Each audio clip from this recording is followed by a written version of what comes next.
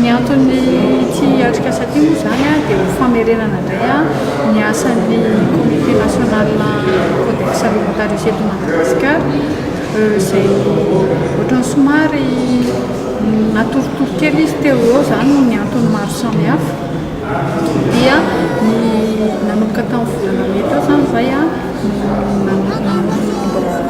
vaovao zany a dia efa ampirinasa daholo ireo ny antony tena hoe namerenana an'ilay asan'ny comité national du codex moa zany a dia noho ny fahitana ny zavatra misy maromaro eo anivon'ny tsena anatiny zany na eo anivon'ny tsena ivelany maka ohatra zao hoe momba ny tsena anatiny fotsiny ohatra hitantsika fa mitobaka be mihitsy zao ny entana avy any ivelany lasa mivarotra hani-masaka koa be da be ireny zavatra rehetrarehetra ireny nefany a rehefa natao ny fanadihadiana mety hitarika tsy fahalavona ara-pahasalamana zany eo amin'ny mpanjifa dia raha resaka indray ohatra hoe any amin'ny varotra ivelany raha mahentsika vaovao tsiaroa dia mahitsika fa misy be dia be ny produit malagasy zany a miverina avy any ivelany a no tsy fahalavoriana koa zany ohatrany hoe betsaka résidu ana pesticide any anatiny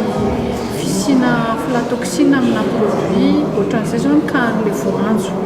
vohitantsika voaverina avy any Maorisy angambany hoe tamina conteneur maromaro tsy fanarahana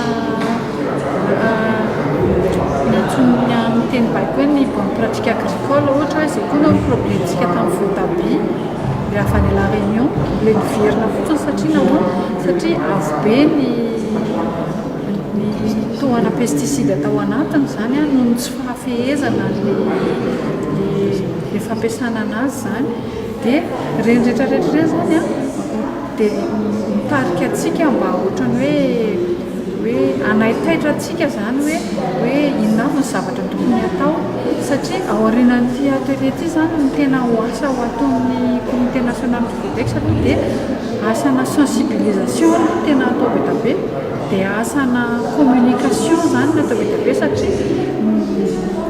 mety azoko lazaina fa mety tsy volontaire nanaovan'olona